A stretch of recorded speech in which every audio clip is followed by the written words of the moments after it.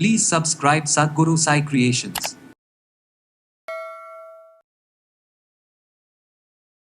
எல்லா ரிசல்ட்டுமே பார்த்திங்கன்னா வீட்டில் வச்சிடலாம். ஆனால் நல்ல ரிசல்ட்னால் நீங்கள் வாசலில் கட்டுறதுல தான் இருக்குது. ஏன்னா இன்றைக்கி அழகாக நீ கலர் துணிலாம் இருக்குது, துணியில் அழகாக டிசைனாக கட்டுங்க. அதை 4 அழகான ஒரு இதை தொங்குற மாதிரி செட் பண்ணி வைங்க. எத்தனையோ உள்ளங்கள், நல்ல உள்ளங்களும் இருக்கும், கள்ளம் கபடம் உள்ள உள்ளங்களும் இருக்கும். அதை நம்ம சொல்லிகிட்டு இருக்க முடியாது, தேடிட்டு இருக்க முடியாது. அப்போ நம்ம ஒரு ஃபில்டர் வைக்கணும். சும்மா லைட்டாக தலைவாணி கடியிலோ இல்லை பெட்டு கடியிலோ வச்சு படுத்து தூங்கி பாருங்கள். அந்த பெட்ரூமில் வச்சு பாருங்கள், அற்புதமான தூக்கம் இருக்கும்.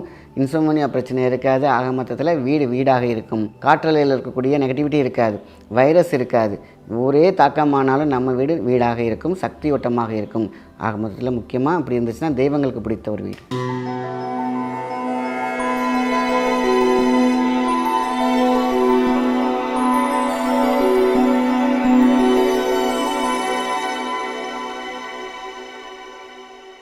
வணக்கம், உங்கள் மாயன் செந்தில்குமார். இன்றைய பதிவு மிக முக்கியமானது. ஆன்மீக சிந்தனையோடு இன்றைக்கி வாஸ்து பொருளாகவே நம்ம இதை எடுத்துக்கலாம். வாஸ்து அப்படிங்கிறது பார்த்திங்கன்னா எலக்ட்ரோ மேக்னெட்டிக் ஃபீல்டு. அதேமாதிரி வீட்டில் இருக்கக்கூடிய பரவக்கூடிய காற்றலை கூட நமக்கு எது நன்மையை பயக்கும். வீட்டில் பார்த்திங்கன்னா நம்ம ஒரு 5 பேர் இருக்காங்கன்னா 5 வகையான சுவாச நாடி மாறும். ஒருத்தவங்க நல்ல ஒரு பெரிய மீட்டிங்கில் இருக்கும்போது பார்த்திங்கன்னா நிறைய பேர் உட்காந்துருப்பாங்க. கொஞ்ச நேரத்தில் அந்த ரூமே ஹீட் ஆகும், அவங்களோட மூச்சு சுவாசம். அதுக்கப்புறம் ஒரு சூப்பராக அழகாக பேசக்கூடியவர் பார்த்திங்கனாக்கா சரியாக பேசவே மாட்டார். சில பேர் பார்த்தீங்கன்னா நல்லா சூப்பராக பேசுவார். அந்த உட்காந்துருக்கவங்களோட அரங்கில் இருக்கக்கூடிய எண்ண அலைகள். சும்மா ஒரு எக்ஸாம்பிள் சொல்கிறேன். நல்ல அழகாக ஒருத்தர் பேசவே போகிறாரு, அவர் பேச்சை கேட்கணும்னு நினச்சிட்டு இருக்க ஒரு பேர் உட்காந்துருக்காங்க அப்படின்னா, அவர் பேசுகிறவர் டல்லாக இருந்தால் கூட அவ்வளோ அழகாக பேசி முடிச்சுட்டு எப்போ நமக்கு இப்படி ஒரு எனர்ஜி வந்துச்சுன்ட்டு அவரே யோசிச்சுட்டு போயிருப்பார்.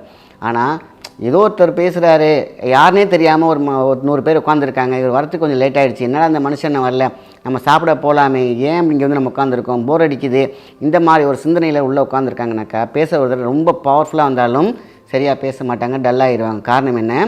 இந்த ஒரே 100 பேர் உட்காந்துருக்கக்கூடிய மூளையின் அளவு சக்தி, அவங்களுடைய எண்ண ஓட்டமும் இந்த காற்றலையில் பரவி பேசக்கூடிய அந்த நபரின் மூளை தாக்கப்படும். இதே தான் நம்ம வீடு. ஒரு எக்ஸாம்பிள், ஒன்றுமே இல்லாத ஒரு பவர்ஃபுல்லான ஒரு ஆள் பார்த்திங்கனாக்கா டவார்னு கீழே இறங்கிறாரு. சத்தே இல்லாமல் உடம்பு சரியாமல் சில பேர் ஒரு சிங்கர் ஒருத்தர் அழகான ஒரு கதையை சொன்னார். சார், உடம்பு ஃபீவர் அதிகமாக இருந்துச்சு சார், ஆனால் பார்த்திங்கனாக்கா நான் போய் எப்படா அந்த மேடையில் பாட போகிறோம் அப்படின்னு நினச்சேன். ஆனால் இவர் பாடினா நல்லாயிருக்குன்னு நினச்சிட்டு இருந்தாங்க பார்த்திங்களா என்னுடைய மக்கள். அவங்க உட்காந்தோன்னா அவங்க முகத்தெல்லாம் பார்க்கும்போது அங்கே இருக்க முடிய எனர்ஜி என்னன்னே தெரியல. நான் பாட்டுக்கு கிட்டத்தட்ட 2 மணி நேரம் நான் பாடினேன் சார். எப்படி ஆனால் இறங்கி போனேன் புஷ்ஷுன்னு பார்த்திங்கன்னா என்னோடய உடம்பு பழையபடி ஆகி போச்சு. ஆனால் அந்த 2 மணி நேரம் எப்படி நான் பவர்ஃபுல்லாக இருந்தேன்னு எனக்கே தெரில. இது ஒன்றுமே கிடையாது. அவர் வந்தால் பாடினாரா, அதை கேட்க மாட்டோமோ அப்படிங்கிற நல்ல சிந்தனை உள்ளே இருந்துச்சு. அந்த இடத்துல நல்ல எனர்ஜி இருந்துச்சு. இதுதான் நம்மளோட வாழ்கிற வீட்டுக்கும் உள்ளே இருக்கக்கூடிய பலதரப்பட்ட மக்கள் இருப்பாங்க, பல டென்ஷனில் இருப்பாங்க. அந்த வீடோட எனர்ஜி அந்த மாதிரி தான் இருக்கும்.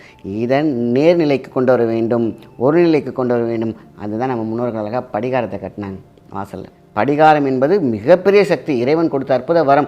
அது இன்னொரு கல் உப்பை நான் டைமண்ட்னு சொல்லுவேன், இதை சூப்பர் டைமண்ட்னு சொல்லுவேன். இந்த படிகார கல்லை பார்த்திங்கனாக்கா ஃப்ரண்ட்டில் கட்டியிருப்பாங்க. இன்றைக்கி அது அசிங்கமாக தொங்குதுன்னு சொல்லிட்டு யாரும் கட்டுறதில்லை. நீங்கள் அப்படி ஏதாவது ஃப்ளாட்டில் இருக்கேன் ஆனால் படிகாரம் இருந்துச்சுனாக்கா அந்த கதவுக்கு பக்கத்தில் ஒரு ஃப்ளவர் வாஷ் வச்சுக்கோங்க. ஃப்ளவர் வாஷ் உள்ளார நீங்கள் என்ன பண்ணுறீங்கன்னா அது உள்ளே போட்டுக்கோங்க. அது ஃபேன்சியாகவும் இருக்கும், தெரியவும் தெரியாது. ஆனால் நடு வாசலில் ஏன் கட்டினாங்க, மீன்ஸ் தலைவாசலுக்கு மேலே ஏன் கட்டினாங்க அப்படின்னா, ஒருத்தன் உள்ளே போகிறான், அவன் என்ன சிந்தனையில் இருக்கான்னு தெரியாது. தலையில் உள்ள அத்தனை நெகட்டிவும் அப்படியே உறிஞ்சிடும் கிராஸ் பண்ணி வரும்போது. அதில் என்ன பண்ணுவாங்க, படிகாரம், மிளகாய், லெமன், இது எல்லாமே எத்தனையோ இப்போ கரன்சி. ஏன் லெமன் கேட்டாங்க, இன்றைக்கி அண்டநாயக பொருள்னு கேட்டிங்கனாக்கா ராஜக்கண்ணின்னு சொல்லக்கூடியது லெமன். அதுவும் அதுக்கு சக்தி உண்டு. மிளகாக்கு அந்த சக்தி உண்டு. காரம், அதாவது திருஷ்டியை உடைக்கக்கூடிய சக்தி மிளகாக்கு உண்டு. அதான் மிளகா, லெமன். அதுக்கப்புறம் அடுப்பு கறி ஒன்று சேர்த்துருப்பாங்க. அதுக்கப்புறம் சங்கு, சில பேர் சங்கு வச்சுருப்பாங்க. ஒவ்வொன்றும் ஒவ்வொரு சக்தி. அப்போ சங்கு, அந்த கருப்பு கயிறு, அதாவது முடி கயிறுன்னு சொல்லுவாங்க. முடியும் அதே மாதிரி தான். இந்த முடிக்கும் அந்த முடிக்கும் ஒரு ஆண்டனா கணக்கு உண்டு. அது என்ன பண்ணும், நெகட்டிவிட்டியே திருஷ்டியை எழுத்துரும். என்னடா இவ்வளோ அசிங்கமாக என்னமோ தொங்க விட்டுருக்காங்களே, சோத்து கத்தாழை. இந்த சோற்று கற்றாழை நீங்கள் அதிகமாக நீங்கள் பார்க்க வேண்டியது சோற்று கற்றாழை தொங்க விட்டுருப்பாங்க. அதே பார்த்தா பூசணிக்காய் தொங்க விட்டுருப்பாங்க.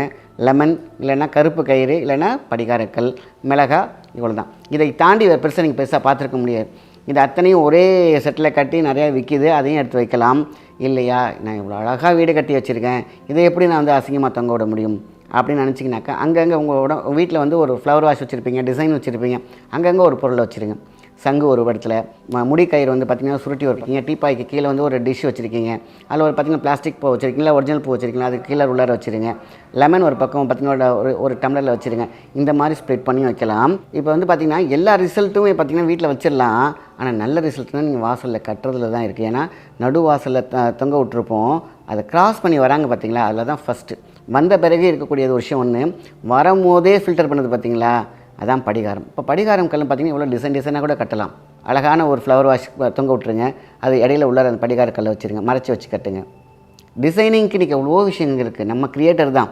நம்ம அழகாக இல்லை பரவாயில்ல, எனக்கு வீடு முக்கியம், அழகெல்லாம் முக்கியம் இல்லை, எனக்கு வந்து சக்தி தான் முக்கியம்னா அழகான ஒரு படிகாரக்கல் ஃப்ரண்ட்டில் அவசியம் கட்டணும். இல்லையா, அதை மறைச்சி ஏதாவது டிசைன் பண்ணுங்கள், அது உள்ளார வந்து அந்த படிகாரக்கல் இருக்கிற மாதிரி வைங்க. ஆக மொத்தத்தில் இன்றைக்கி அழகாக கலர் துணியெலாம் இருக்குது, துணியில் அழகாக டிசைனாக கட்டுங்க. அதை 4 அழகான ஒரு இதை தொங்குற மாதிரி செட் பண்ணி வைங்க. ஒரு சின்ன பிளாஸ்டிக் பூ இருக்கும், அதை அப்படியே தொங்க வச்சோம்னா அந்த ஒரு சிவப்பு துணியில் டிசைன் வச்சுக்கோங்க, உள்ளார படிகாரக்கல் இருக்கும், அது வேலையை அது செய்யும். படிகாரக்கல் அவசியம் இருக்க வேண்டும். அதில் முக்கியமாக மிளகா ப்ளஸ் கறி துண்டுன்னு சொல்லுவாங்களே, அது அவசியம் வைக்கணும். இது எல்லாமே நெகட்டிவிட்டி. நான் இப்போ சொன்னேன் பார்த்தீங்களா, எத்தனையோ உள்ளங்கள் நல்ல உள்ளங்களும் இருக்கும், கள்ளம் கபடம் உள்ள உள்ளங்களும் இருக்கும். அதை நம்ம சொல்லிகிட்டு இருக்க முடியாது, தேடிட்டு இருக்க முடியாது. அப்போ நம்ம ஒரு ஃபில்டர் வைக்கணும். அதான் வீட்டு வாசலில் கட்ட வேண்டிய ஒரு அற்புதமான பொருளில் சங்கும் ஒரு முக்கியமான. சங்குன்னு ரொம்ப பெரிய சங்கில் சின்ன சங்கு நல்லா கட்ட முடியலையா அப்படின்னா வீட்டு வாசல் பக்கத்துலையோ, நான் சொன்னோம் இல்லையா, அங்கங்கே ஃப்ளவர் வாஷ்லேயோ சங்கை நீங்கள் வந்து கவுத்து வைக்காமல் நிமித்தி வச்சுருங்க. அதில் தண்ணியோ இல்லை அரிசியோ இல்லை ஏதோ காயின்ஸோ போட்டு வைக்கலாம். வெறும் சங்கை வைக்க வேண்டாம். ஆக வெறும் சங்கு வச்சா நிமித்தியை வைங்க. அது காற்றலையும் ஒரு பொருள் தான், அங்கே மின்னற்றலும் ஒரு பொருள் தான். ஆக இதெல்லாம் பார்த்து லெமனையும் பார்த்து வச்சாங்க, அதுக்கு சிட்ரிக் ஆசிட் உள்ளே இருக்குது. அப்போ ஆசிட் உள்ளே இருக்கும்பொழுது ஆட்டோமேட்டிக்காக எந்த நெகட்டிவும் எடுக்கக்கூடிய சக்தியும் அது உண்டு. அதனால் அதை செட் பண்ணாங்க. இதே பூசணிக்காய் வீட்டில் கட்டுவாங்க பார்த்தீங்கன்னா, நல்லா கட்டுவாங்க, இறுகி காஞ்சி விழுந்துச்சுன்னா ஒன்றும் பிரச்சனை இல்லை. அழுகிக்கிட்டே இருக்க ஒருத்தவங்க வீட்டில் அப்படின்னா அது நெகட்டிவ், அதை இழுக்கக்கூடிய சக்தி அதுக்கு உண்டு. அது வந்து வீட்டு வாசல்லையோ இல்லாட்டினா வீட்டு பரன்லையோ, தனி வீடாக இருந்துச்சுன்னு தனி வச்சுக்கலாம், இல்லை பால்கனிலையோ எங்கேயோ ஒரு இடத்துல பூசணிக்காய் வைக்கலாம். அதுக்குன்னு நம்ம வாசலில் கட்ட முடியாது. ஆனால் வீட்டில் அவசியம் பூசணிக்காய் எங்கேயோ ஒரு ரூட்டில் வைக்க நம்மளுடைய நெகட்டிவிட்டியை அது அவசியம் இழுக்கும், பக்காவாக இழுக்கும். அதிலே நம்ம தெரிஞ்சுக்கலாம். அழுகி போயிடுச்சுன்னா தூக்கி போடலாம், சில கருத்து போயிடும், சிலதெல்லாம் வந்து பார்த்திங்கன்னா நல்லா காஞ்சி அப்படி இருக்கும், அதை தூக்கி போட்டு அப்பப்போ மாற்றிக்கலாம். ஆக மொத்தத்தில் பூசணிக்காய் அவசியம் நம்ம எங்கேயாவது ரூபத்தில் பால்கனியில் எங்கேயாவது வச்சுருங்க. முக்கியமாக எது கட்டுறீங்களோ படிகாரம் ரொம்ப ரொம்ப முக்கியமான விஷயம். இதில் கட்டி பாருங்கள், நல்ல தூக்கம் இருக்கும். அதே படிகாரத்தை தலைவணி கடியில் போட்டு பாருங்கள், நல்ல தூக்கம் இருக்கும். ஏன்னா அங்கே நெகட்டிவாக ஏன்னா இருக்காது, நல்ல சிந்தனை வந்து. குழந்தைங்கள்லாம் பார்த்திங்கன்னா பெட்டில் யூரின் போவாங்க, ஏன்னா பயம் கலந்த ஒரு உணர்வு எப்போதுமே இருக்கும். அந்த காற்றில் இருக்கக்கூடியது நம்ம தூங்கும் போது சுவாசிக்கும் பொழுது ஒரு டெம்டேஷனை கொடுக்கும். டக்குன்னு அவங்கள அறியாமல் தூக்கி வாரி போட்டு யூரின் போவாங்க, இல்லைன்னா கெட்ட கனவு வந்துகிட்டே இருக்குது. இதெல்லாம் படிகாரக்கல்ல சும்மா லைட்டாக தலைவாணி கடியிலோ இல்லை பெட்டு கடியிலோ வச்சு படுத்து தூங்கி பாருங்கள். அந்த பெட்ரூமில் வச்சு பாருங்கள், அற்புதமான தூக்கம் இருக்கும், இன்சோமனியா பிரச்சனை இருக்காது. ஆக மொத்தத்தில் வீடாக இருக்கும்.